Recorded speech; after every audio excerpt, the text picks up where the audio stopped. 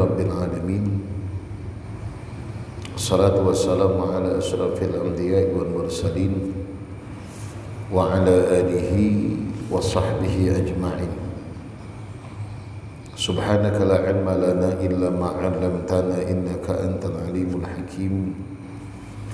La haula wa la quwwata illa billahil aliyyil azim. Rabbi shrah li sadri wa yassir li amri wahlul 'uqdatam min lisani yafqahu qawli, amma ba'd. Alhamdulillah, puji syukur kita panjatkan kehadiran Allah Subhanahu wa taala atas izin dan nikmatnya jualah. Malam ini kembali kita dapat bermuajahah bersama untuk melanjutkan dari apa yang telah kita kaji, yang insyaallah kita awali dengan hadis. Masuk kita kepada hadis yang ke-8 dalam bab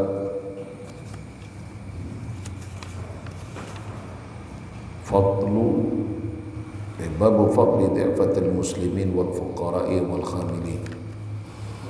Wa an Abi Hurairah radhiyallahu anhu عن النبي صلى الله عليه وسلم قال لم يتكلم في المهد إلا ثلاثة: عيسى بن مريم وصاحب جريج. وكان جريج رجلا عابدا فاتخذ صومعة فكان فيها فأتته أمه وهو يصلي فقالت: يا جريج. فقال: يا رب أمي وصلاتي. فأقبل على صلاته فانصرفت. فلما كان من الغد أتته وهو يصلي فقالت: يا جريج. فقال: أي رب أمي وصلاتي. فأقبل على صلاته. فلما كان من الغد أتته وهو يصلي فقالت: يا جريج. فقال: أي ربي أمي وصلاتي. فأقبل على صلاته.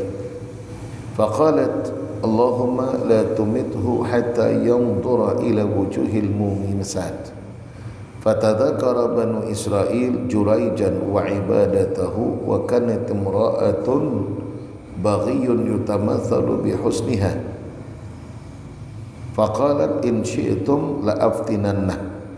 فتعرضت له فلم يلتفت إليها، فأتت راعيا كان يأوي إلى صومعته فأمكنته من نفسها فوقع عليها فحملت.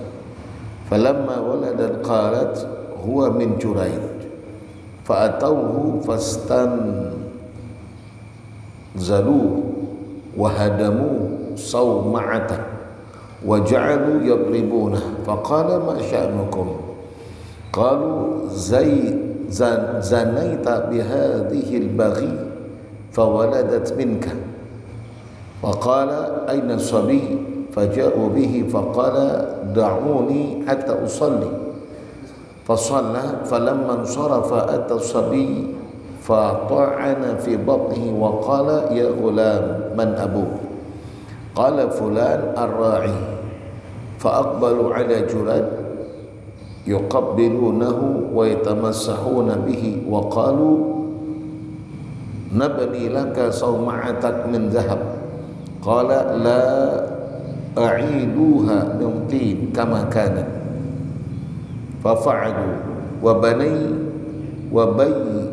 وبين صبي يرضع من أمه فمر رجل راكب على دابة فارهة وشارة حسنة. فقالت أمه: اللهم اجعل ابني مثل هذا. فترك الثدي وأقبل إليه فنظر إليه فقال: اللهم لا تجعلني مثله. ثم أقبل على ثديه فجعل يرضع فكأني أنظر إلى رسول الله صلى الله عليه وسلم وهو يحكي ارتضاعه بأصبعه السبابة فيه فجعل يصمها فجعل يمصها. ثم قال: ومروا بجارية وهم يطلبونها ويقولون: زنيت سرقتي، وهي تقول: حسبي الله ونعم الوكيل. Faqalat ummuhu Allahumma la taj'al ibni mislaha. Fataraka ar-radha wa nadhara ilaiha faqala Allahumma ij'alni mislaha. Fahunalika taraja'a al-hadits. Faqalat marra rajulun hasanul hay'ah faqultu Allahumma ij'al ibni mislah. Faqulta Allahumma la taj'alni mislah. Wa marru bihadhihi al-amma wa hum yatlibunaha wa yaqulun zanaiti saraqati. Faqultu Allahumma la taj'al ibni mislaha. Faqulta Allahumma ij'alni mislaha. Qala inna dhalika ar-rajul jabbar. Faqultu Allahumma la taj'alni mislah wa inna hadhihi yaqulu zanaiti wa lam tazni wa saraqti wa lam tasrik. Faqultu Allahumma ij'alni mislaha. Muttafaqun alaih. Taib, panjang hadisnya. Ini hadis mengisahkan tentang 3 orang yang Allah berikan izin untuk berbicara di buayan. Jadi ada 3 orang yang Allah izinkan baginya untuk berbicara saat masih dalam buayan, dalam kendongan ibunya, masih kecil, bayi. Siapa? Yang pertama dikisahkan Isa bin Maryam. 1, yang kedua sahibu Juraid, dan yang ketiga adalah kisah sabiyun yarda'u min ummi dari Bani Israel. Yang pertama adalah Isa bin Maryam, dan ini Allah abadikan kisahnya dalam Al-Quran. Ini Rasulullah, kan begitu jawaban ketika dipertanyakan kepada Maryam tentang kok bisa punya anak sementara dia belum menikah dan dia bukan seorang pelacur, bukan seorang anak yang nakal, tapi kenapa kok bisa punya anak? Siti Maryam tidak memberikan jawaban atas apa yang dipertanyakan, justru asyarat ilaih. Dia cuma menunjukkan atau menunjuk kepada si bayi, lalu si bayi berucap dan berkata, ini Rasulullah, aku adalah utusan Allah. Itu disebutkan dan dikisahkan dalam Al-Quran. Baik, dalam ini hadis tidak dikisahkan lagi. Yang kedua yang bisa berbicara yang Allah izinkan adalah kisah sahibu Juraid. Siapa itu Juraid? Juraid wa kana Juraid rajulan abidan. Rajul abid, seorang yang rajin untuk beribadah. Jadi 3 orang daripada bayi yang bisa atau diizinkan oleh Allah untuk berbicara dari Bani Israel. Sauma'ah bina'un murtafi' yata'abbad fihi rahban. Jadi ada bangunan tinggi.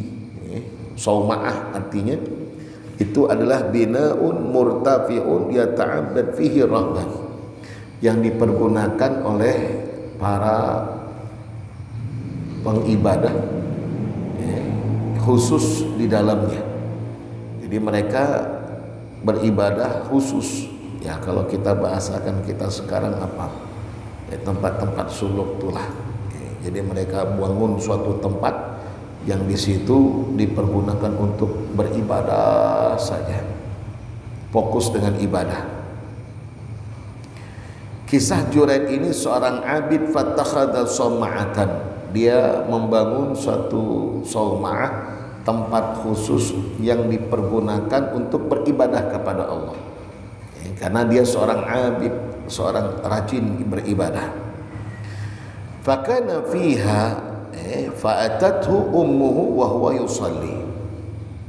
Suatu hari ketika Juraid ada di dalam sauma'ah itu, apa yang beliau lakukan?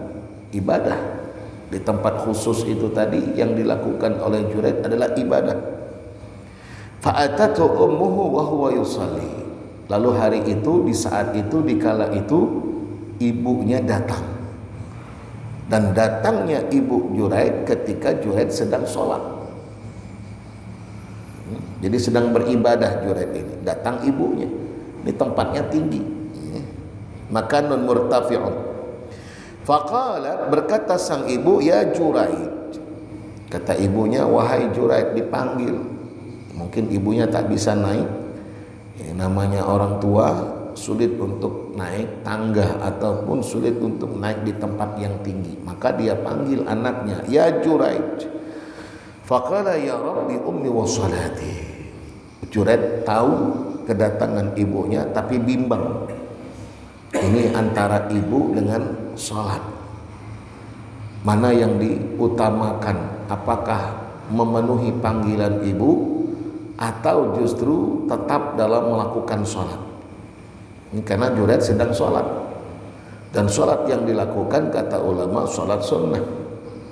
Maka atas dasar hadis ini ada pendapat yang menyebutkan kalau sholat yang kita lakukan itu adalah sholat sunnah, sementara orang tua kita membutuhkan kita dan wajib kita untuk bakti kepadanya, maka utamakan orang tua daripada sholat sunnahnya. Tapi dalam kisah ini Juraid lebih mengutamakan sholat. Lihat apa kata dalam hadis, fa'aqbala ala sholati. Jadi awalnya dia bimbang, ini sholat lanjutkah atau dibatalkankah, atau menemui ibukah? Kalau menemui ibu otomatis batal sholatnya, tapi kalau untuk mempertahankan sholat otomatis ibu tidak akan bisa ditemuinya karena lagi sholat di tempat yang khusus. Akhirnya beliau pastikan untuk tetap lanjutkan sholat. Fansarafat, lalu karena sang ibu tidak juga menemui Juraid, beliau pulang, gagal untuk bertemu dengan anaknya. Falamma kana minal ghad, lalu keesokan harinya, atatu wa huwa yusalli. Lagi-lagi ibu ini datang untuk menjumpai Juraid. Pun di waktu yang sama Juraid lagi-lagi sholat, ahli ibadah. Jadi setiap datang ibunya, hari pertama datang Juraid sholat, dan beliau lanjutkan sholatnya. Menanti cukup lama, tak kunjung tiba, tak kunjung datang, tak kunjung turun, ibunya pulang. Esok hari ibu itu lagi datang, lalu kemudian panggil lagi, ya Juraid. Itu dalam hadis disebutkan. Faqala ay Rabbi ummi wa salati. Lagi-lagi, ini gimana? Ini ibu datang lagi. Ibu kah atau sholat? Fa'aqbala ala sholati. Ternyata yang kedua ini pun Juraid lebih mengutamakan sholatnya. Sampai sedemikian banyak, sampai sedemikian kalinya datang ibu tak berjumpa, datang ibunya lagi untuk keesokan harinya tak berjumpa, karena Juraid lebih memilih untuk terus melanjutkan sholat. Faqalat, apa kata sang ibu? Allahumma la tumithu hatta yanzura ila wujhil mumisat. Al-mumisat, kata ulama, apa arti daripada al-mumisat? Disebutkan dan dijelaskan, al-mumisat bi dhammil mim al-ula wa iskanil waw wa kasril mim al-thaniyah wa bisinil mu'milah huna az-zawani. Al-mumisatu az-zaniyah. Jadi al-mumisah itu adalah az-zaniyah, wanita pezina. Disebutkan dan dijelaskan, Allahumma la tumithu hatta yanzura ila wujhil mumisat. Ini ungkapan sang ibu kepada anaknya yang ditemui berkali-kali tapi tak kunjung bertemu dan berjumpa. Mungkin kesal ibunya sehingga ia berkata, Allahumma la tumithu, ya Allah, jangan engkau wafatkan Juraid kecuali ia mendapatkan fitnah berkaitan dengan seorang wanita pezina ataupun wanita ataupun perzina. Jadi la tumitu hatta yanzura ila wujhil mumisat. Itu yang diungkapkan oleh sang ibu. Jangan engkau wafatkan Juraid kecuali setelah ia akan menemui fitnah wanita. Ini hati-hati kalau sudah ibu marah, apa yang diucapkan itu takabul. Maka ingatkan dengan istri kita, kalau kita punya anak, jangan sampai ketika mangkal dengan anak ucap yang kada baik. Kalau bisa ucapkan yang baik. Itu kan kisah Syekh Abdurrahman Sudais kecil. Kita pernah ceritakan saat dimana sang ibu mempersiapkan kedatangan tamu dengan hidangan. Hidangan sudah siap.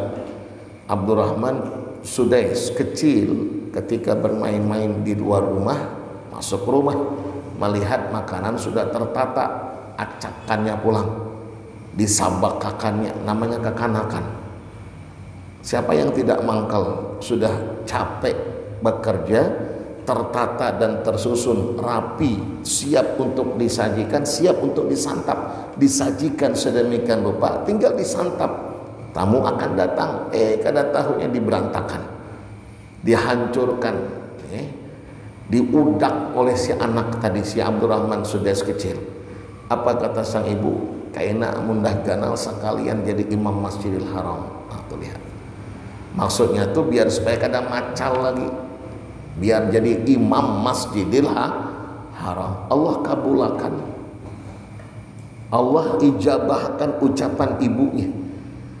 Maksud sang ibu nanti biar supaya kada macal. Ini kan macal sekarang, nakal. Kalau jadi imam tak mungkin nakal, jadi ulama besar sehingga Allah ijabahkan. Nah, ini yang hebatnya. Jadi kalau bisa ini yang kita tiru, ini yang kita contoh, ucapan yang baik untuk anak kita, jangan yang kada baik. Kadang-kadang mangkal dengan anaknya apanya? Anjing, anaknya sambatnya anjing. Anaknya kadang mau kalah, ujarnya wa anta abu, kau abahnya anjing, ujarnya. Coba. Itu orang Arab biasa. Nang abah mencaci maki anak, inta kilap, katanya, kamu anjing. Jangan anak santai aja, wa inta abu, kau abahnya, kau lebih dari anjing lagi. Nauzubillah. Usahakan kalimat-kalimat yang diucapkan adalah kalimat yang baik, karena ini doa. Maka ibunya Juraid berkata, Allahumma la tumithu, ya Allah jangan engkau wafatkan Juraid sampai ia akan mendapatkan fitnah berkaitan dengan wanita ataupun dengan zina. Fatadzakara banu Israil Juraidan wa ibadatahu wa kanat imra'atan. Jadi perbincangan di kalangan Bani Israel tentang Juraid dan ibadahnya. Siapa yang tidak kenal dengan Juraid, dengan ahli ibadah, dengan ibadah yang dilakukannya. Wa kanat imra'atun baghiyun yutamatsalu bi husniha. Ada seorang bagi artinya pelacur, baghiyun. Di situ disebutkan dengan seorang pelacur, cantik rupanya, jadi cantik rupanya. Ayyatribul matal bihusniha, jadi punya wajah cantik, seorang wanita pelacur dari kalangan Bani Israel. Fakhalat in syi'tum la'aftinanna, in syi'tum la'aftinanna, kalau kalian izinkan, kata si wanita ini, aku akan fitnah, siap untuk menggoda Juraid, aku akan goda Juraid, karena terkenal dengan kecantikannya. Kan wanita itu yang kadang-kadang pertama kali jadi perhatian sebab karena cantik, ya kan gitu. Maka dalam hadis kalau kita lihat, tungkal mar'ah li arba, wanita itu dinikahi karena 4. Pertama jamal, kecantikan. Makanya biasanya poin utama tuh cantik. Namun sudah bungas lalu hendak untuk mengetahui lebih lanjut, bungas, bungasnya anak siapa leh. Nah, itu mulai di mana rumahnya, sudah kawinkah kada.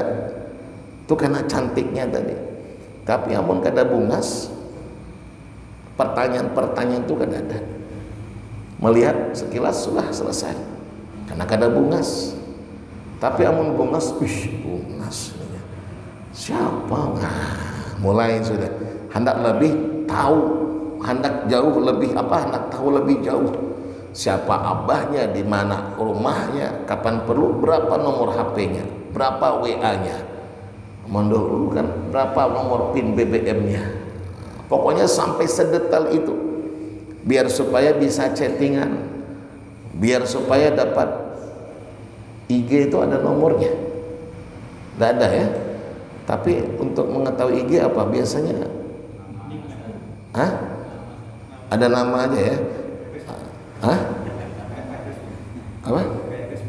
Iya kayak Facebook, tapi kan ada juga tanda-tandanya gitu ya. IG-nya apa? Kalau kita nanya IG sama kawan gimana? IG-nya apa gitu ya? Kan gitu. Hafal seperti ini. Tahu ya. IG-nya apa? Artinya naran di IG itu nah Wati kah atau Ati kah atau apakah kan gitu. Sedetail itu. Tujuannya untuk apa? Ya itu tadi, karena ingin lebih tahu, ingin jauh lebih tahu tentang orang ini, karena cantik. Jadi kecantikan itu disebutkan. Nah, in syi'tum la'aftinanna, aku akan goda dia, aku akan uji dia. Fata'aradat lahu falam yaltafit ilaiha. Masyaallah, Juraid kuat, tidak berpaling ia kepadanya, tidak memandang, tidak tergoda atas apa yang dilakukan oleh si wanita itu. Fa'atat ra'iyan kana ya'wi ila sawma'ati fa'amkanathum min nafsiha fawaqa 'alaiha fa'amalat. Karena Juraid ini tidak tergoda, si wanita ini akhirnya bertemu dan berjumpa dengan Ra'i. Ra'i itu seorang pengembala yang tidak berjauhan daripada sauma'ahnya, daripada Juraid, tempat di mana Juraid beribadah.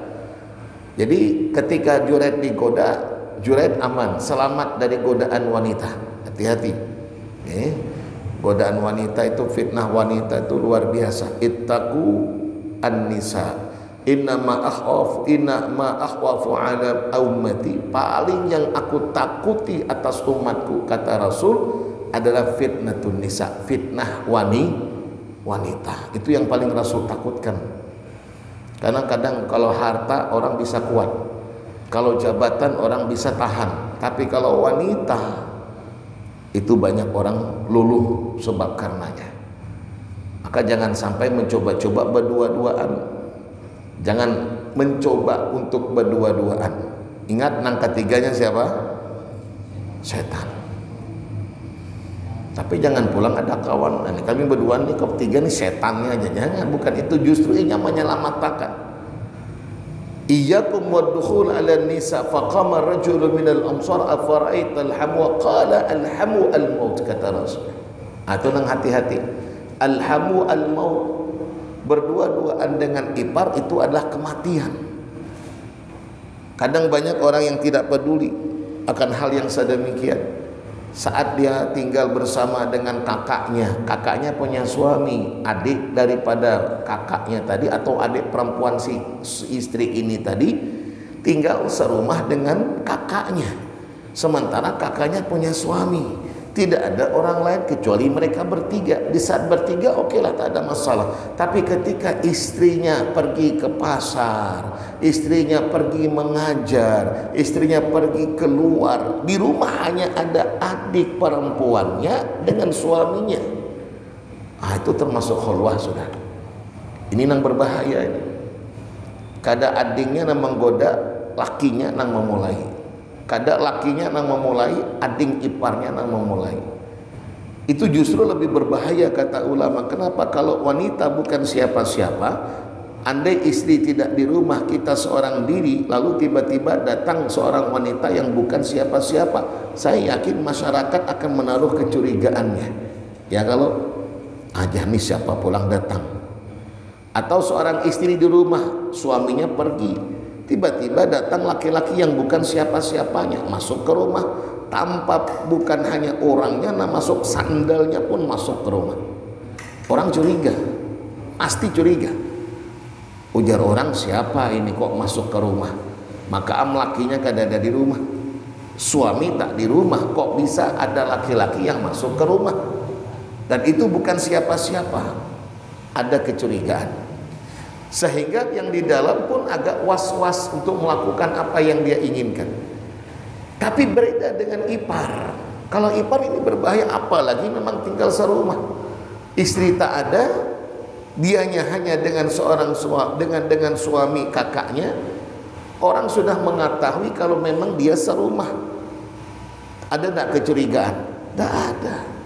Kalau tidak ada kecurigaan, dengan mudah ia akan melakukan apa yang dia inginkan. Maka terjadilah yang tidak diharapkan, zina. Ada kasus, tak perlu kita sebutkan daerah mana, tapi kecamatan. Dan ini dari yang bersangkutan bertanya, suami istri, tiba-tiba si istri ini punya adik perempuan hamil padahal belum menikah. Tak mau dia cerita siapa nama menghamilinya, dia melakukan dengan siapa, tapi karena dipaksa oleh keluarga ini aib dan seterusnya, lalu dipaksa, lalu dia mengaku apa ujarnya, nama menghamilinya adalah abang iparnya, suami dari kakaknya. Ini satu di antara kasus. Ini berbahaya. Maka oleh karenanya jangan sekali-kali berdua-duaan dengan wanita, hindari. Entah itu di sekolahan, entah itu di ruangan mana, di mana-mana saja, hindari. Karena kalaupun kita kada melakukan, kalau inya nama awali, kada inya kita nama awali, berkisah berparak-parak, akhirnya jadilah na'udzubillah. Baik, dalam kitab Talbisul Iblis itu disebutkan bagaimana seorang abid tergoda dengan seorang wanita yang pada akhirnya dia berzina, lalu kemudian dia bunuh. Tidak hanya membunuh si wanita itu, tapi anaknya pun yang dilahirkan dari hasil perzinahan dia bunuh. Nah, ini yang kita khawatirkan. Juraid aman, tidak tergoda dengan rayuannya. Oleh si wanita ini menemukan seorang ra'i. Oleh si ra'i ini terjadilah hubungan zina antara si bagi, seorang pelacur, dengan si ra'i itu tadi. Fawaqa' 'alaiha, artinya melakukan hubungan dengannya, fahamalat, hamil si perempuan itu tadi. Falamma waladat qalat, ketika dia melahirkan dia berkata, huwa min Juraid, anak ini hasil hubungan gelap kami dengan Juraid. Nah, Juraid tertuduhkan, padahal dia tidak melakukannya. Ingat dengan kata-kata ibunya, Allahumma la tumitu hatta yanzura ilal mumisa. Ya Allah, jangan kau wafatkan Juraid sampai ia menemui fitnah, sampai mendapatkan fitnah itu omongan ibunya. Maka lihat atas apa yang diomongkan oleh ibunya terjadi. Ujar si bagi ini, ujar si pelacur ini, huwa min Juraid, ini hasil hubungan kami dengan Juraid. Fa'atahu fastanzalu, maka mendengar itu mereka pun penduduk desa, penduduk kampung mendatangi Juraid. Fastanzalu, istanzalu ay makna dzalika. Apa istanzalu di sini? Istanzalu tadi saya ketemukan, fastanzalu au anziluhu, turunkan Juraid. Fastanzalu, mereka minta Juraid turunkan, artinya dari tempat ibadahnya itu keluarkan. Mereka mendatangi ramai-ramai. Wahadamu sauma'atah, lalu dihancurkan tempat ibadahnya. Jadi Juraid dikeluarkan, lalu kemudian tempat ibadahnya dihancurkan. Wa ja'alu yadribunahu, dipukuli. Nah, itu sebab karena fitnah itu tadi. Maka hindari dan jauhkan. Kalaupun kita kadang melakukan, tapi kalau terlalu berparak dan berdua-duaan dengan wanita, bisa jadi ada fitnah. Apalagi yang sudah kawin, saya tidak ada apa-apa dengannya, cuman terlalu parah. Itu pernah ada kasus datang kemarin dengan kita. Pak Ustadz tanya, ini biniku nih ya, terlalu curigaan orangnya, terlalu curigaan. Ujar nang bini, kayak apa kada curiga Ustadz? Ini begawi tapi nang bebini itu menghadangi terus, bahkan membawakan nasi untuk makan siang. Ujar nang laki, kawan aja Pak Ustadz. Tuh kawan, kami kada ada hubungan apa-apa, kawan, sebatas kawan. Kan coba, sebatas kawan, tapi rapatnya luar biasa, akrabnya luar biasa, mengalahkan bininya. Nasi diantari, nah coba, kan memang kawan mungkin dianggap kita biasa, tapi ketika kita sudah berkeluarga, ini yang mesti harus kita perhatikan. Jangan sekira-kira apa yang kita lakukan tidak menyakitkan hati pasangan kita. Dulu waktu kita bujang, belum punya istri, belum punya pasangan, mungkin biasa dengan kita siapa saja dekat. Tapi ketika kita sudah punya istri, batasi. Andai tidak ada apa-apa di antara kita dengannya, fitnah ini yang kita khawatirkan. Ada orang kadang senang, ceklek gambarnya dari kejauhan, kirimkannya ke bini kita. Tuh ya, wanita idaman lain. Padahal mana pangdah. Cuman itu tadi gara-gara kita kadang menjaga jarak. Makanya mestinya harus jaga perasaan pasangan kita, walaupun kita tidak ada apa-apa. Nang laki jangan terlalu dekat dengan wanita, yang perempuan jangan terlalu dekat dengan laki-laki yang bukan suaminya. Kita punya pasangan. Ini tolong dijaga, diperhatikan, biar rumah tangganya adem. Artinya tidak ada gejolak, tidak ada pakalahian. Itu bakalahi, gara-gara nang itu tadi. Bakalahi, pupuhan dengan kayu, sampai polisi datang, dibawa ke kantor polisi. Urusannya tuh, saya tahu kantor polisi karena ini bercerita malam tadi dia sampai polisi datang. Apakah ada bahan pupuhan sudah? Gara-gara apa? Cemburu tadi. Itu gara-garanya berdua-duaan dengan wanita. Si istri tak terima, si suami juga tak mau disalahkan, hanya merasa kawan, bukan siapa-siapa, saya tidak ada apa-apa. Iya, tapi sikap kita yang kadang menunjukkan apa-apa. Ini perlu dijaga dan perlu diperhatikan. Ini fitnahnya berbahaya. Yadribunahu faqala ma sya'nukum. Lalu Juraid katakan, apa yang kalian lakukan? Qalu, mereka menjawab, zanaita bihadil baghi fa waladat minka. Kau telah berzinah dengan wanita ini, dan akibatnya dari hasil perzinahanmu inya melahirkan, inya berisi anak. Qala aina sabi, kata Juraid, mana anaknya? Amun dituduh aku nak menghamili, mana anaknya? Ini kita bahasakan bahasa kita. Faja'u bihi faqala, lalu didatangkan anak hasil zina itu tadi. Nih buktinya, nih anak nang lahir nih hasil zinamu dengan si perempuan ini tadi. Bebini itu mengaku kalau pelakunya adalah Juraid. Bebini itu mengaku kalau abah dari si anak ini adalah Juraid. Apa yang dilakukan oleh Juraid? Faqala da'uni hatta usalli. Beri saya kesempatan untuk sholat. Sholat dulu. Masya Allah nih, sholat itu menyelesaikan masalah.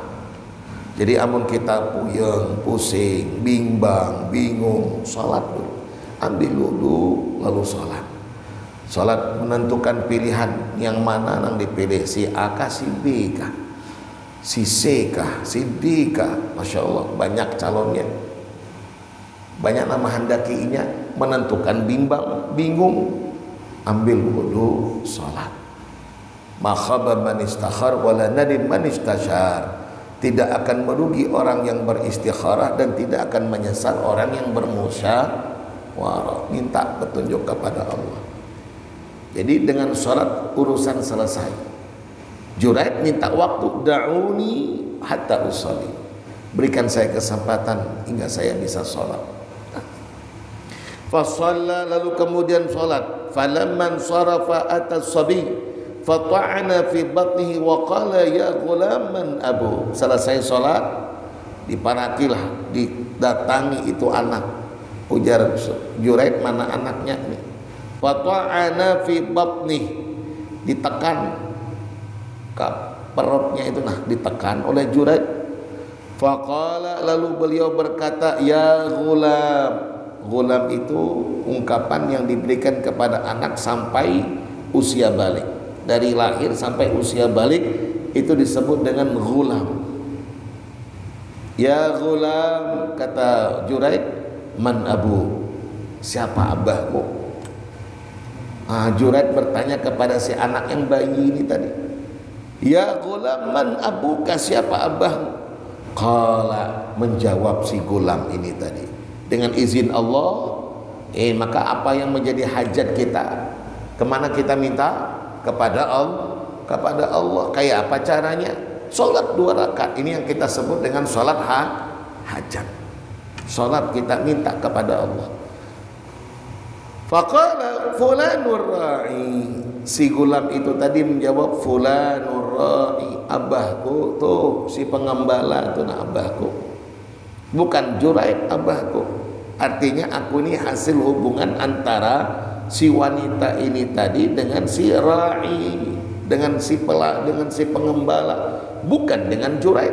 Terbukti sudah kalau pelakunya bukan Juraid. Fa aqbalu ala Juraid yuqabbilunahu wa yatamassahuna. Akhirnya mereka mendatangi Juraid, artinya meminta maaf, minta maaf ya, atas kekeliruan, atas kekhilapan, atas apa yang telah mereka lakukan. Tapi apa daya, nasi sudah jadi bubur, rumahnya hancur, inya pun sudah dipukuli ya, karena sudah dituduh tadi. Ujar Juraid, kata mereka, qalu nabni laka sawma'tak min dhahab. Wahai Juraid, atas kesalahan kami ingin membangunkan sawma'ah, tempat ibadahmu dari emas. Pokoknya lebih hebat lah, lebih bagus lah dari sebelumnya. Qala la a'iduha min tin kama kanat. Saya tidak butuh itu, kata Juraid, tapi saya pengen tolong bangunkan kayak semula, dari tanah aja. Aku gak ada berharap-harap, pokoknya bangunkan kayak semula aja. Ya, ini orang ahli ibadah, kemudian waro, tidak hubud dunia, tidak cinta dunia, tidak mudah tergoda. Cuman salahnya apa? Satu aja, buat orang tuanya mangkel, itu aja. Nah, ini yang luar biasa, hati-hati. Ridallah fi ridal walidain wa sukhtullah fi sukhtil walidain. Ridha Allah ada pada ridha orang tua, murka Allah ada pada murka orang tua. Orangnya rajin ibadah, doanya diijabahkan oleh Allah, cuman satu aja kesalahannya, tidak bakti kepada orang tuanya. Ia lebih mementingkan nang sunnah, salatnya sunnah ketimbang untuk menemui dan menjumpai orang tua untuk membahagiakan. Itu gara-gara kesalahan. Padahal niat baik, ibadahnya bagus. Nah, ini satu pembelajaran bagi kita. Maka jangan sampai kalau ingin sukses dunia akhiratnya, jangan sampai durhaka kepada orang tua. Sukses kalau kita bakti dengan orang tua. Jadi kuncinya ada pada orang tua. Banyak kisah-kisah yang menyebutkan itu. Orang yang bakal menjadi teman Nabi Musa di dalam surga itu kan bukan orang terpandang, bukan orang terkemuka, terkenal, tidak. Nabi Musa penasaran apa yang menjadi amalan sampai-sampai ia menjadi temanku nanti di dalam surga. Oh, ternyata baktinya dengan orang tua luar biasa. Orang tuanya dimandikan, diangkat, digendong sedemikian rupa, disuapikan makannya, pokoknya diperhatikan penuh dengan kasih sayang. Ingat kisah Uwais Al-Qarni? Ya, Uwais ya, yang menggendong orang tuanya dari Yaman untuk sampai ke Makkah Al-Mukarramah. Luar biasa. Itu dengan orang tua baktinya luar biasa ya. Maka kalau kita lihat hari ini, kadang orang tua kita punya anak 10, satu orang tua kawa menghidupi anak 10 orang. Wayah ini anak nang 10 orang kada kawa menjaga orang tua soronganan. Andai ibu dengan 10 anaknya terpelihara penuh kasih sayang, dapat masing-masing kasih sayang orang tua. Tapi 10 anak belum tentu bisa memberikan kasih sayang kepada satu ibunya, itu belum tentu. Anu jah aku sibuk manar kada kawa menjaga abah, menjaga mama, karena sibuk benar di luar, kada jadi abahnya atau mamanya tinggal bersamanya. Anak kedua kayak itu pulang, aku aja hendak aja pang menjaga mama, cuman maklum aja lah rumah kada gana ngontrak pulang, kasihan mama, fasilitas kada mencukupi. Padahal alasannya memang kada hendak menjaga orang tuanya, kada jadi. Nang ketiga kayak itu pulang, aku aja banyak anak rami benar di rumah, abah atau mama kada awak mendapatkan ketenangan, kada jadi juga. Semuanya punya alasan untuk menolak orang tuanya. Padahal itu adalah jalan untuk mendapatkan surga. Kan ada hadis, ragma farrajul kurang lebih mana hadis, man adraka walidayhi kilahuma au ahaduhuma. Celakalah, merugilah orang yang Allah berikan kesempatan berjumpa dengan kedua orang tua atau salah satu di antara mereka, bisa untuk mengabdikan dirinya, bisa untuk berbakti kepada mereka hingga mendapatkan surga, falam yaf'ala, tapi ia tidak lakukan. Nah, ini banyak orang tua yang tidak terperhatikan oleh anak-anaknya. Apalagi anaknya sukses dunianya, orang tuanya maka berharap balas kasihan orang. Kadang-kadang mengemis, nauzubillah. Mana anaknya? Bukan mereka yang bukan mereka yang tepat untuk memberikan perhatian, kita yang paling utama dan bahkan hukumnya wajib. Nah, ini satu di antaranya. Jadi kesalahan Junaid hanya ketika tidak bakti kepada orang tua atau membuat orang tua kecewa, sehingga mangkal orang tuanya, lalu tak ucap Allahumma la tumithu hatta yadura ilal musih, sampai dia mendapatkan fitnah, menerimanya akibat perbuatannya tadi. Bukan berartinya banyak dosa, cuma satu saja kesalahannya. Baik. Wa qalu nabni laka sama'atan min dhahab qala la a'iduha min tin kama kanat fa fa'alu, lalu dibangunkan seperti semula. Aman. Ini kisah nang kedua, kakanak bisa bepandir. Kisah nang ketiga, wa baina sabiyyun yarda'u min ummih, ketika seorang anak menyusu pada ibunya. Famarra rajulun rakib ala dabatin farihatin wa syaratin hasanah. Jadi tiba-tiba ada lewat seorang yang berpenampilan luar biasa. Walaupun lafaz hadis berbeda-beda, tapi intinya orang itu berpenampilan luar biasa, terlihat gagah, punya kendaraan mewah, kemudian penampilannya mantap, pokoknya terpandanglah, terhormatlah. Faqalat ummuh, maka ketika itu spontan ibunya berucap, Allahumma ja'al ibni misla hadza. Ya Allah, wajar manusiawi, ibu itu ingin anaknya sukses. Ya Allah, jadikan anakku kayak orang ini nih. Apalagi kurangnya mobil BIC umpamanya, penampilannya bagus, ini orang terpandang, ini orang terkemuka. Allahumma ja'al ibni misla hadzal rajul. Ya Allah, jadikan anakku seperti orang ini. Itu anak sedang menyusu. Fatarakasat, mendengar itu anak itu melepaskan susunya, lagi menyusu itu, lalu dilepaskan. Wa aqbala ilaih, lalu kemudian menoleh dan melihat orang yang diinginkan oleh ibunya itu tadi. Fanadhara ilaihi faqala, justru sang anak berucap, nah ini anak lagi nang bepandir, Allahumma la taj'alni mislah, ya Allah, jangan engkau jadikan aku sepertinya. Yang bertolak belakang, ibunya hendak nang kaya itu, nang anak kada hendak. Summa aqbala ala sadih, lalu setelah mengucap itu berbalik pulang, artinya melanjutkan susuannya, mengisap susu tadi. Faja'ala yarda faka'ani anzur ila Rasulillah sallallahu alaihi wasallam wa huwa yaqi irtida'ahu bi asbuhi as-sababa fi wa ja'ala yusumma musuha. Thumma qala, lalu kemudian datang lagi, wa maru bi jariyatin wa hum yatribunaha. Ada seorang jariyah, seorang anak perempuan. Kalau laki-laki gulam, tapi kalau perempuan jariyah.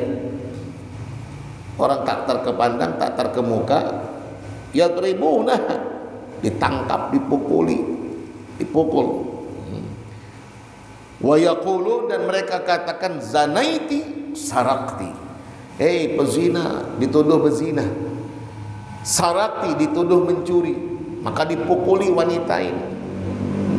Anak gadis ini dipukuli karena dituduh mencuri, karena dituduh berzina. Wahiyya taqul hasbiyallah wa ni'mal wakil. Itu yang diucapkan, ini zikir bagus.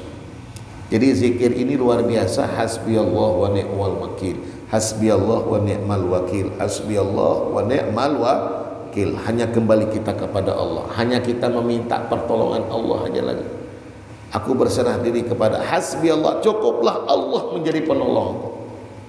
Itu dahsyat ini, zikir ini dahsyat. Kalau tidak khilaf, zikir ini juga merupakan zikirnya Nabi Ibrahim ketika akan dilemparkan ke kobaran api. Kalau tidak khilaf bisa buka Al-Quran. Jadi Nabi Ibrahim itu cuman satu aja zikirnya, hasbiyallah wa ni'mal wakil. Apa kata Allah? Kuni ya naru kuni barda wa salaman ala Ibrahim. Itu Allah yang memerintahkan.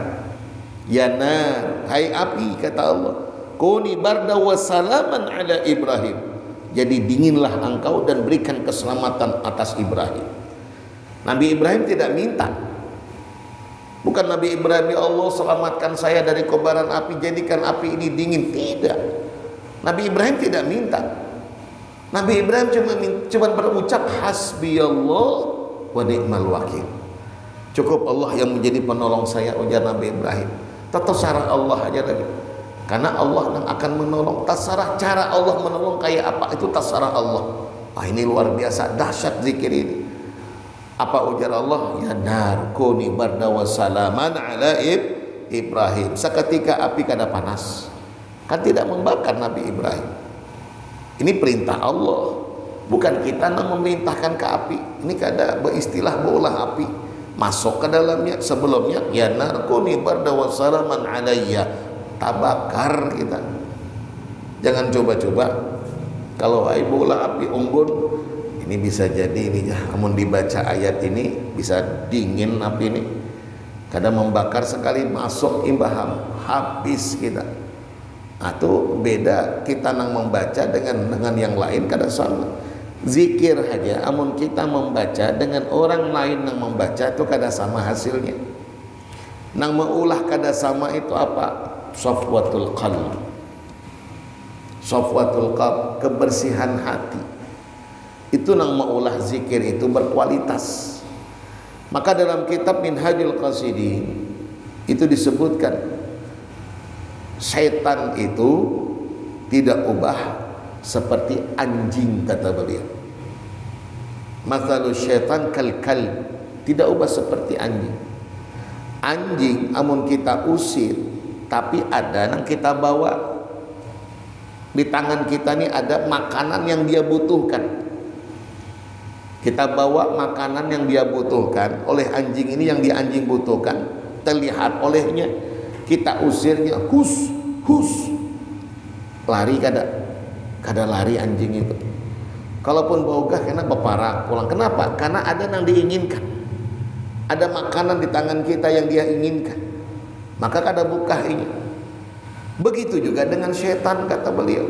Setan itu kalau kita baca zikir untuk mengusirnya, ujar Sidin, kada akan terusirkan, kada akan lari itu setan. Amun ada celah di dalam diri kita ini untuk dia bisa masuk ke dalamnya. Celah itu apa? Abwabul syayatin. Celah itu, celah-celah pintu-pintu yang bisa dimasuki oleh setan itu apa? Ujar ulama, itu ada hati. Ini hati ini benteng. Ini hati ini benteng kita. Ibarat dalam peperangan, kita kan perang nih. Musuh kita siapa? Inna syaitana lakum adu fattakhidhuhu aduwa.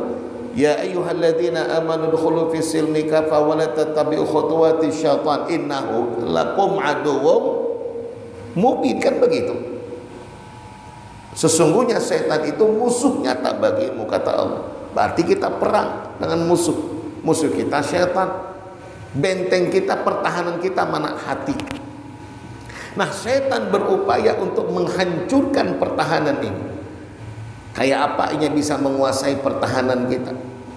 Ibarat musuh itu akan mencari celah di mana bisa masuk. Dari pintu mana yang penjagaannya kada terlalu ketat sehingga bisa masuk setan. Dicari betul. Nah, begitu juga dengan setan. Ini hati ini benteng pertahanan kita. Dia akan cari ada ndak celah yang bisa dimasuki. Celah ujub. Kalau ada sombong, itu masuk tuh dia. Takabur, sombong, ujub, merasa lebih baik dari yang lain. Riya, sum'ah. Ini celahnya. Maka dari celah-celah inilah setan akan masuk ke dalam hati kita.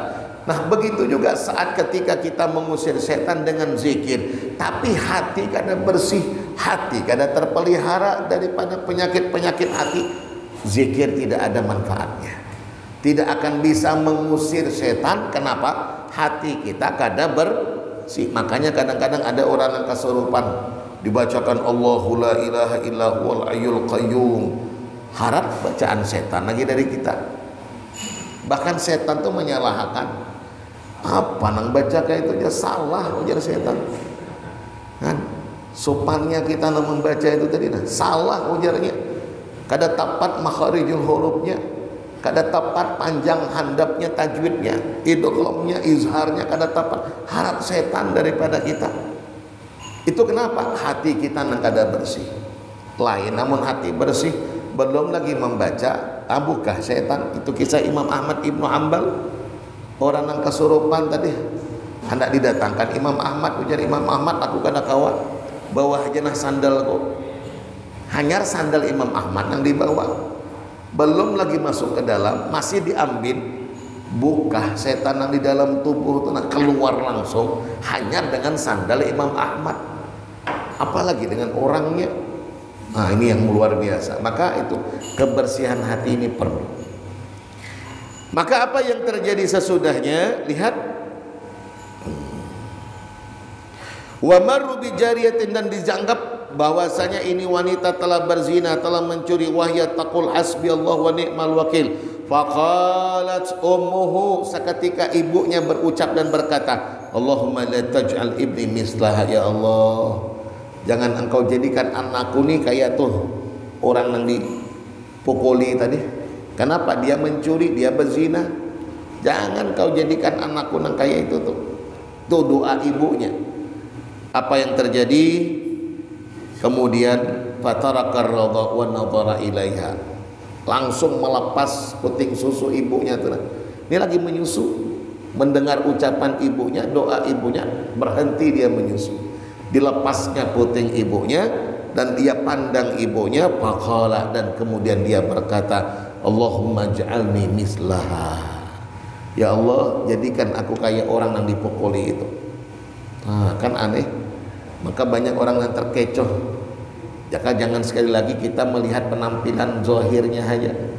Ada orang penampilan zahirnya kayaknya terpandang, terkemuka, terhormat, maka hina sebujurnya ini. Kelihatannya aja bagus, kelihatannya temulia, tapi hakikatnya hina. Itu terkecoh dengan penampilan. Penampilannya sugih, masya Allah, kendaraannya berganti-ganti, kada tahu pinjaman. Itu kan banyak, apalagi untuk menarik perhatian lawan jenisnya, biar terkesan kalau dia sultan. Kalau bahasanya sultan kalau, ya sultan ya misalnya nih, oh ini ya sultan. Sultan itu artinya kaya raya gitu ya. Penampilannya oke lah untuk menarik lawan jenisnya, padahal pinjaman, hutang semuanya. Nauzubillah. Awas, jangan terkecoh dengan penampilan. Begitu juga dengan yang disebutkan dalam ini hadis. Kenapa? Kita singkat. Ternyata setelah diselidiki, disebutkan dan dijelaskan di dalam ini kitab, ternyata inna dzalika rajulul jabbar, nang dikehendaki oleh ibunya itu, biar jazakallahu khair, biar anaknya bisa menjadi orang yang dihendaki oleh ibunya, penampilan terhormat, terpandang, ternyata jabbar, seorang diktator, seorang penguasa ataupun seorang yang punya, atau seorang diktator itu apa? Bahasa kita apa?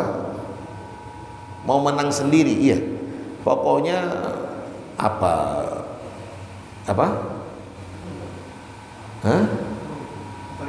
Otoriter, ya. Pokoknya diktator itulah, otoriternya.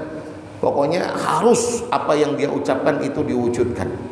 Kada mau mendengar pendapat orang lain, kejahatan, kezoliman dia lakukan dan seterusnya.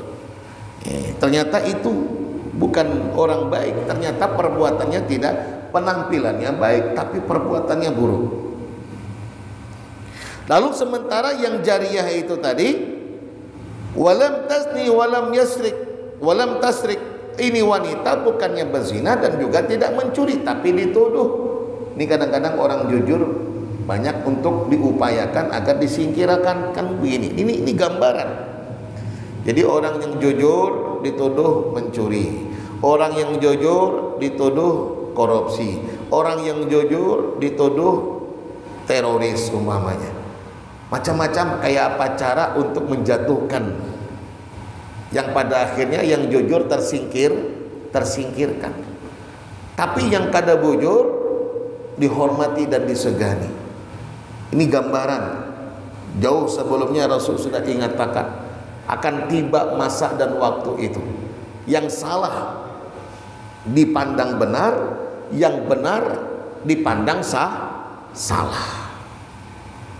Nah, ini hadis sudah ada, kejadian itu sudah ada sebelumnya. Lalu bagaimana dengan saat ini? Wallahu a'lam, kita bisa menilai entah bagaimana nantinya peristiwa dan kejadian-kejadian yang terdahulu akankah terulang kembali. Yang benar disalahkan, yang salah dibenarkan. Na'udzubillah. Ini patut pembelajaran yang luar biasa. Maka kata ulama, dari hadis yang cukup panjang ini apa hikmah yang kita dapat? Itar ijabatul ala sholati tatawu. Satu, ithar, mengedepankan panggilan orang tua untuk kita penuhi daripada sholat sunnah. Li'annal istimrar fiha nafilah wa ijabatul wa birruha wajib. Menjawab akan panggilan orang tua dan bakti kita kepada mereka itu hukumnya wajib. Sementara sholat selain dari 5 waktu hanya hukumnya sunnah. Maka mesti harus didahulukan yang wajib daripada yang sunnah. Satu, apa saja kita bisa kiaskan hal-hal yang lain. Sholat yang wajib lebih utama dari sholat sunnah. Azan berkumandang, lalu kemudian kita belum datang, saat sholat akan didirikan kita baru datang. Orang sudah sholat berjamaah, kita baru datang. Jangan sibuk dengan sholat sunnah, sibuk pengen tahiyatul masjid, sibuk pengen qabliyah. Keliru. Idza uqimatis shalah falau sholata illal maktubat. Kalau sholat sudah didirikan maka tidak ada lagi sholat kecuali sholat fardu. Itu jelas, yang wajib diutamakan. Kedua, subutul karamah lil salihin minar rijali wan nisa wa thubutul mu'jizah lil anbiya. Jadi kata ulama dari hadis ini menjelaskan bahwa karamah itu Allah peruntukkan bagi orang-orang saleh, baik dia laki-laki maupun perempuan. Jadi Allah berikan karamah kepada ibunya, berucap aja Allah kabulkan langsung. Begitu juga dengan Juraid laki-laki, ketika dengan izin Allah dia meminta, dengan izin Allah, Allah ijabahkan. Anak itu bisa menunjukkan kebenaran. Jadi karamah itu ada yang Allah berikan kepada hamba-hambanya yang soleh, baik laki-laki maupun perempuan. Ini karamah. Ini biasanya Allah berikan kepada para aulia, para kekasihnya. Ada karamah.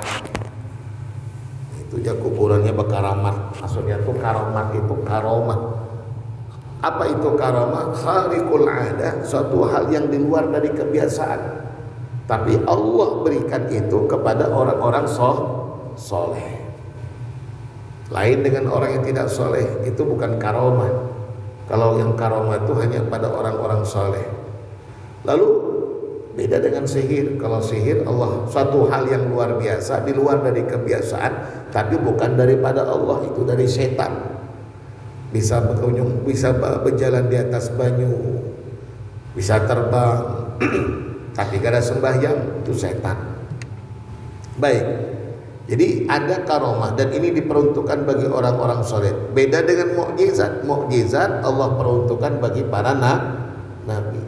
Nah, ini kadang-kadang kita salah dalam mengucap. Ketika ada satu hal yang luar dari kepada kebiasaan, banyak mukjizat. Nah, mukjizat tidak diberikan kecuali kepada para nabi dan rasulnya. Ketiga, fadlu birril walidain. Hadis menjelaskan keutamaan bakti kepada kedua orang tua. Keempat, al-mu'min mu'radun lil ibtila fa'alihi ayyasbir wa yathbut 'alal haqq. Hadis ini menjelaskan bahwa siapapun dia tidak luput dari yang namanya ujian atau cobaan. Hatta orang saleh sekalipun. Kita sugih ujian, miskin ujian, gagah ujian, buruk ujian. Semua kita tidak luput dari uji.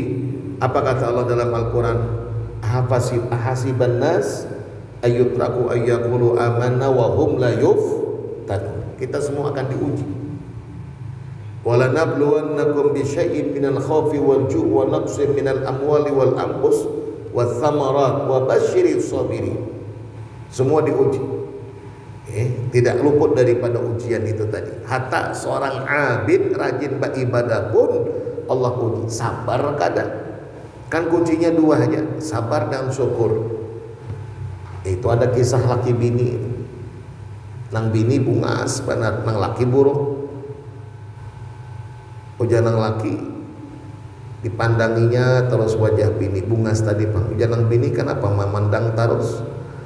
Ujian nang laki kayak apa? Kada dipandang bungas benar. Bersyukur benar ulun dapat bini bungas. Ujian nang bini alhamdulillah lah kalau abang bersyukur. Mudahan kita ke surga kayak apa caranya? Abang bersyukur dapat aku bungas, aku ujian nang bini bersabar dapat laki buruk. Jadi syukur dan sabar itu kunci sukses. Mun hendak sukses, sabar dan syukur. Terakhir disebutkan itharut tasyabbuh bis salihin wa du'afa minhum wa tarku tasyabbuh bi ashabil ja wal ghanimah fasadi ahmalihim. Mengutamakan at-tasyabbuh. At-tasyabbuh artinya menyerupai orang-orang saleh. Wa du'afa minhum.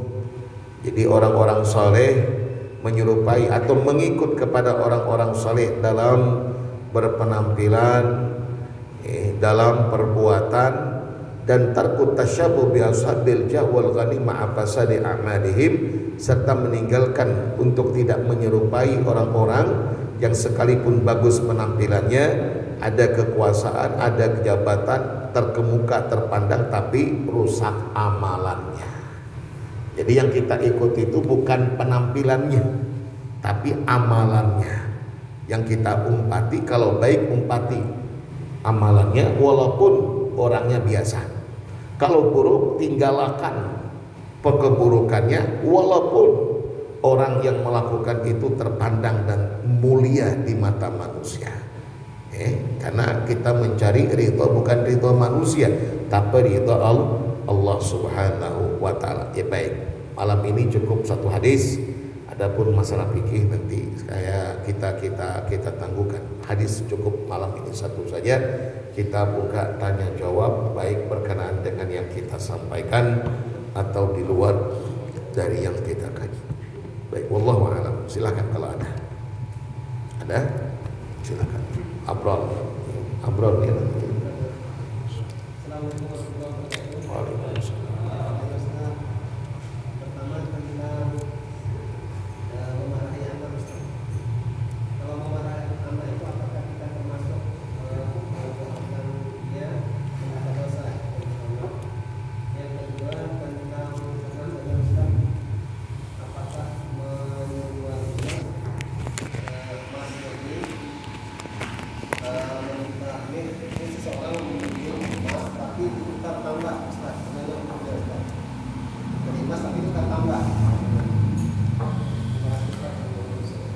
Baik, kalaupun dengan kita memarahi anak bukanlah suatu hal yang terlarang, karena kita memang diperintahkan untuk mendidiknya.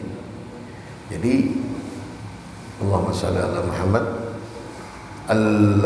kullu maulud yuladu al fitrah fa abawah yuhawwidani aw yunasirani aw yumajjisani. Jadi setiap anak itu terlahirkan dia dalam keadaan fitrah. Kedua orang tuanya lah yang mempunyai peran untuk membentuk anak ini jadi Majusi, Nasrani atau Yahudi. Maka kedua orang tuanya punya peran. Dan anak satu di antara amanah yang Allah titipkan kepada kita, dan kita wajib atau kita diminta akan pertanggungjawabannya. Kullukum ra'in wa kullukum mas'ulun an ra'iyatih. Nah, satu di antara kewajiban kita terhadap anak kan disebutkan dalam hadis, yuhsinal dibaguskan, cari nama yang bagus untuknya. Hakul walad alal walid, kalau tidak kira begitu, hak seorang anak kepada orang terhadap orang tuanya, ayuhsinal cari nama yang bagus. Maka dalam riwayat yang kita pernah temukan, samu auladakum bi khairil asma fa innahum yud'auna yaumal qiyamati bi asma'ihim wa asma'i abaihim. Berikanlah nama kepada anakmu dengan nama yang bagus, karena kelak pada hari kiamat dia akan dipanggil dengan namanya dan nama orang tuanya. Bagus sebutannya dan bagus maknanya, jangan bagus sebutannya aja atau dapat pengambilan naran jahanam. Ini kan kada bagus. Pak Ustaz ambil dari Quran, kan Quran bagus, iya, tapi maknanya kada bagus. Kalau kada bagus maknanya, maka kalau bisa dirubah. Kita pernah sampaikan dan pernah hadis ini kita temukan. Seorang wanita di masa Rasulullah ada yang bernama Asiyah. Ujar Rasul, Asiyah ini kurang bagus karena pelaku maksiat. Diganti oleh Rasulullah dari Asiyah menjadi Jamilah. Jamilah kan cantik jelita.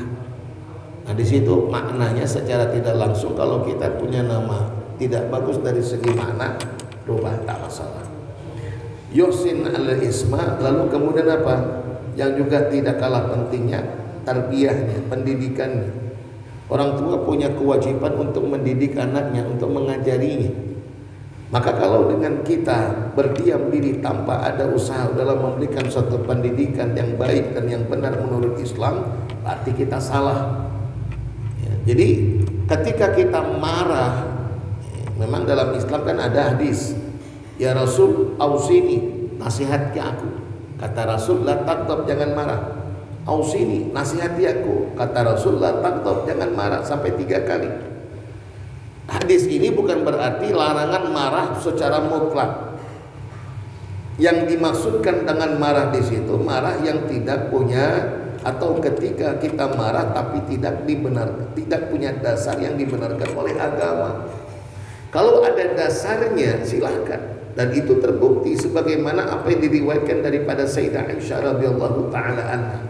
Jadi kisahnya, Rasulullah ketika pulang dari suatu peperangan, beliau melihat ada sitar penutup yang dipasang oleh Sayyidah Aisyah, dan itu ada gambarnya, gambar binatangnya.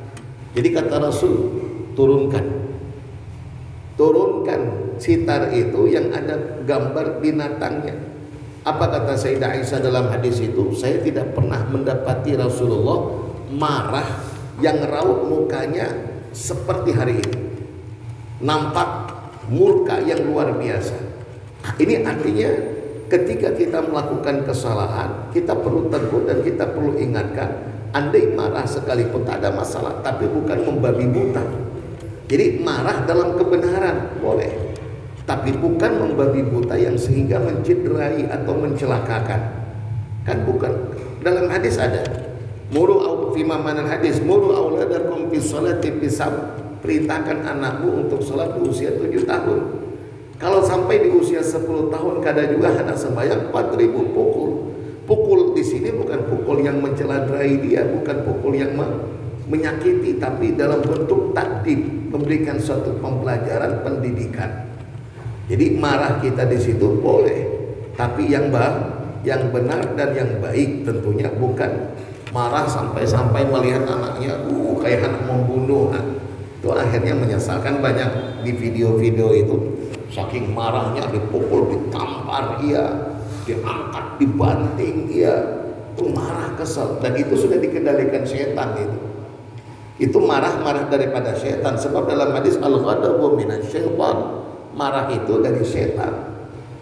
Maka dalam hadis yang lain apa kata Rasul, laisa syadid bisur'ah wa innama syadid man yamliku nafsa indal ghadab.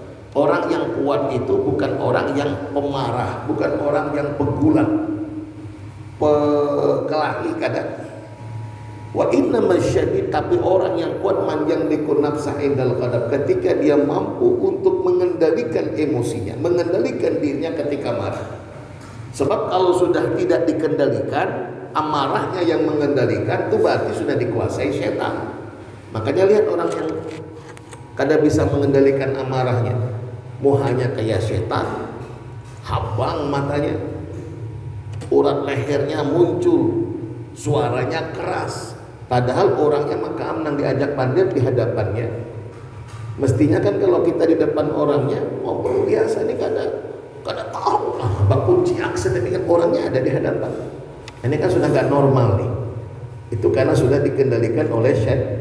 Akhirnya menyesal di kemudian hari karena ucapannya tidak terkontrol, perbuatannya pun juga tidak terkontrolkan karena setan yang sudah mengendalikan. Jadi marah boleh, tapi tetap pada koridornya yang tidak di luar batasan yang disebutkan dalam Quran dan hadis. Ini yang pertama. Itu tanpa perlu, kalau bisa doakan dengan dengan ucapan yang baik. Marah kepada anak kayak apa? Mungkin macal sambatakan kayak Imam Sudais tadi. Sudah biar jadi ulama aja kawan. Biar jadi ulama kadang mungkin macal lagi ya.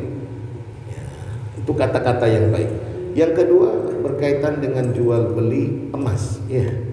Jadi jual beli emas ini memang pertama tidak boleh taksid kredit, yang sepengetahuan saya tidak boleh dengan taksid.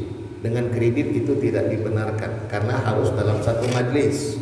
Kenapa? Karena emas ini harga berbeda-beda, harga bisa berubah-ubah. Jadi jangan sampai kita membeli emas, beli dengan harga hari ini 1 juta, duit umpamanya besok emasnya dibawa. Itu kan berarti belum lagi tidak nakdan, tidak kontan. Ini tidak dibenarkan. Sebab bisa jadi besok hari ini 1 juta, besok bisa jadi 900, bisa jadi 1.100.000. Berarti ada unsur yang ada orang, ada pihak yang dirugikan. Maka tidak boleh. Nah, lalu bagaimana dengan tukar tambah? Tukar tambah dalam artian kita beli 1 mayam, lalu kemudian kita ingin punya 2 mayam. Layak kita kembalikan 1 mayamnya, lalu kita pengen ambil yang 2 mayam. Iya, maksud tukar tambah itu tukar, tapi kan bayar, kita bayar. Jadi sepengetahuan saya tidak masalah ketika kita mengembalikan 1 mayam, lalu kemudian kita ambil 2 mayam, tapi tetap selebihnya kita akan bayar, bukan tukar tambah 1 mayam dengan 2 mayam, kan begitu, tidak. Tetap kita harga 1 mayamnya umpamanya 1 juta. Kita punya 1 mayam, kita kepengen 2 mayam, kita ambil yang 2 mayam, punya kita 1 mayam, kita kembalikan, kita kasihkan, lalu kita tambahkan uangnya 1 juta, ada masalah. Kalau sepengetahuan saya tidak masalah. Yang tidak boleh kalau tidak sama takarannya. Umpamanya takaran tidak sama, lalu kemudian dengan harga yang berbeda. Kalau tidak seperti itu. Jadi kalau takarannya sama, kontan di satu majlis, tak ada masalah. Tapi kalau tidak sama, ini tidak boleh berlebih daripada satu jenis tapi berbeda ukurannya. Umpama kalau beda jenis dengan berbeda nilainya tak masalah. Contoh seperti uang, mata uang lah ya. Mata uang, kita punya uang dolar, $1, atau kita punya uang $100, lalu kita tukarkan ke rupiah. Kan rupiah ketika kita dapat bukan 100.000, tapi dia menjadi 1.500.000.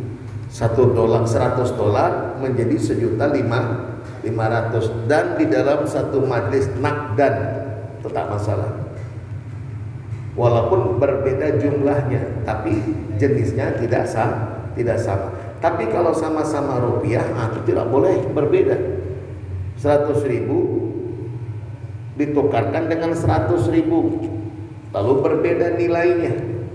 100.000 ini biasanya uang sen ya, bukan uang sen, uang receh, uang baru. Ini hana-haraya nih, hana-haraya THR. Nah, kita punya uang 100.000. Karena kita kepengen bagi-bagi, kita tukar dengan uang 2.000-an. Kan 100.000 satu lembar. Lalu kemudian kita dapat uang 2.000-an yang semestinya berapa lembar? Kalau 100 berarti 50 ya. Ya. 50 lembar mestinya. 50 lembar kan nilainya 100. Sama-sama nilainya 100 mestinya. Kalau ini 100.000, ini juga harus 100.000 karena sama jenisnya, sama-sama rupiah. Tak boleh ini 100.000, yang 2.000-an cuma dapat 95.000 atau 90.000. Cuman 90.000 kita dapat, cuman 45 lembar. Loh kok bisa? Alasan karena tukar uang tadi. Ini riba nih. Ini tidak boleh. Jadi kalau 100.000 dengan uang satu lembar, uang 2.000-an harus juga nilainya 100.000 karena sama-sama jenisnya. Rupiah. Beda tadi dolar dengan rupiah. 100.000 dengan 1.500.000 tak ada masalah. Tapi ketika sama jenisnya, ini harus sama takarannya. Yang 100.000 juga harus 100.000. Nah, selama ini kan ada yang tidak melakukan seperti itu. 100.000 ditukar menjadi 90.000 karena uang receh tadi. Nah, semestinya tidak seperti itu. Mestinya tetap sama-sama 100.000. Lalu kalaupun ingin mengambil keuntungan, itu bukan dengan mengurangi tukaran dari uang yang kita mesti dapatkan, tapi dari jasa tenaga. Kan kalau kita kepengen yang baru kan harus ke bank, kan begitu, harus ke bank tukar uang, ke bank transportasi kita, waktu kita, belum ngantrinya. Ini kan perlu diperhitungkan, waktu kita tidak ada. Nah tiba-tiba ada orang nawarin mau tukar uang, oh iyalah, kita tukar uang berapa? 100.000, kita kasih 100.000, kita terima cuma 95.000. 5.000 yang dikurangi ini kalau dari penukaran uang itu riba. Maka jangan sampai dari itu dikurangi, tetap 100.000, cuman kita kepengen dapat apa? Upah daripada apa istilahnya tuh? Bahasanya apa ya? Jasa. Upah jasa tadi. Nah, saya minta 10.000 jasa saya menukarkan ke bank. Itu boleh. Jadi jangan sampai uangnya yang dikurangi, tapi kita bayar jasa orang itu yang telah menyempatkan waktunya, yang berantri dia, sehingga kita bisa mendapatkan dengan mudah. Jadi kita beli jasa dia. Jasa dia berapa kita beli? 5.000. Oke lah 5.000 tak apa-apa. Kembalikan. Jadi kalau orang bahari itu biasanya tidak mau langsung potong 100.000. Nanti dia bayar nih, jasanya saya bayar 10.000. Selesai. Ini jadi halal ini. Tidak ada unsur ribanya. Tapi kalau langsung potong itu tadi, itu riba sudah. Begitulah juga dengan yang lain. Wallahu ta'ala. Baik. Satu lagi.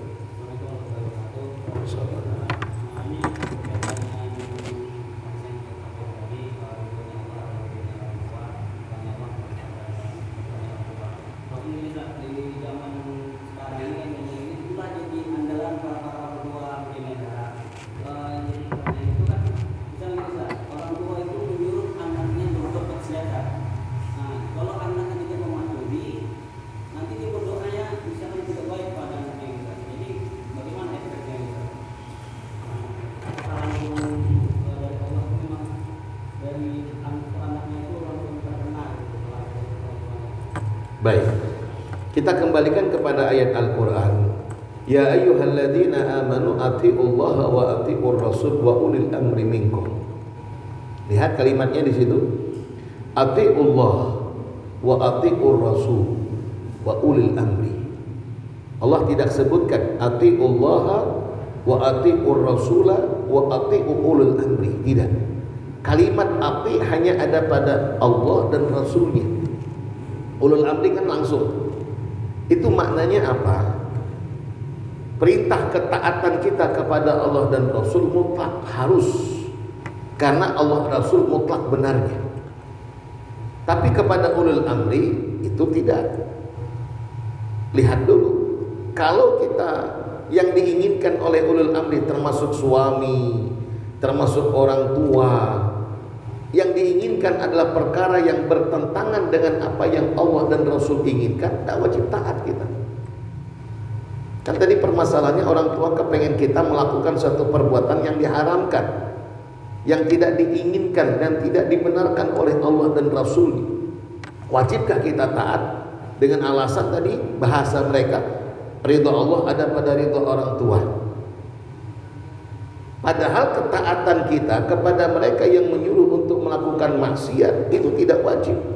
La ta'ata li makhluk fi maksiatillah. Tidak wajib untuk mentaati makhluk kalau yang diinginkan bermaksiat kepada Allah. Jadi kalau kita bantah tidak melakukannya, tak ada masalah, itu yang benar. Walaupun kita orang tua yang menyuruh curi, tapi kita tidak mau mencuri, tidak wajib kita mentaati orang tua. Tapi wasahibhuma ma'rufah, tetap kita bersikap baik kepada orang tua. Hatta dalam akidah sekalipun andai berbeda, andai tidak sama, tetap wasahibhuma ma'rufah. Nah, jadi sikap kita kepada orang tua tetap bagus. Tapi mentaati yang diinginkan oleh orang tua dalam kemaksiatan itu tidak wajib.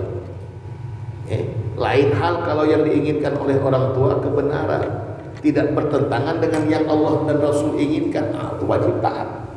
Tapi kalau tidak, Allah dan Rasul itu jauh lebih diutamakan. La ta'ata li makhluk fi maksiatillah. Jadi menggunakan ridha Allah fi ridha walidain tidak tepat. Jadi bukan di situ porsinya.